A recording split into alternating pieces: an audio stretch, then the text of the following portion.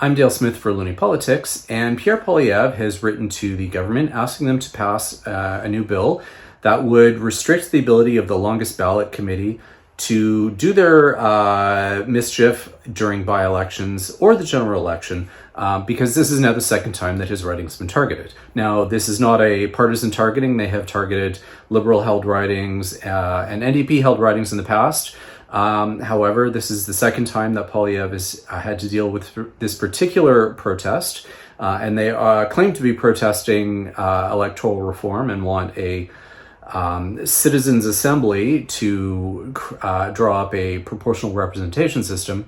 But nevertheless, this is the second time Poilievre is targeted, and this time he's spitting mad and talking about how they're interfering with democracy, even though they weren't so spitting mad about this when they targeted Liberal ridings and the Conservatives wound up ahead in the Toronto St. Paul by-election.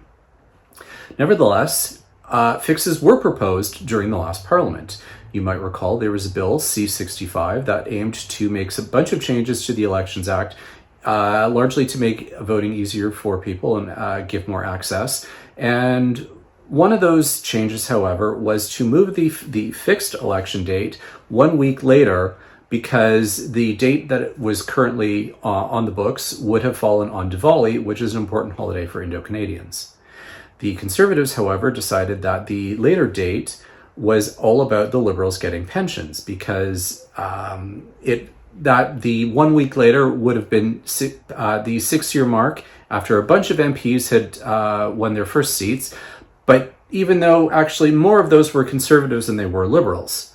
Nevertheless, the NDP decided to play along with this game, and that bill got hung up through a bunch of silly games and amendments, including Conservative MP Michael Cooper trying to make another amendment in committee that would change the fixed election date to early February before Jagmeet Singh qualified for his pension, because of course, this was all about stupid games. So the result, that bill didn't pass, it died on the order paper, and now the longest ballot committee is once again targeting Poilievre, and he's not happy about it, even though he had a chance to fix it before this happened, and he and his MPs decided they would rather play stupid games rather than fix a problem. For Loony Politics, I'm Dale Smith.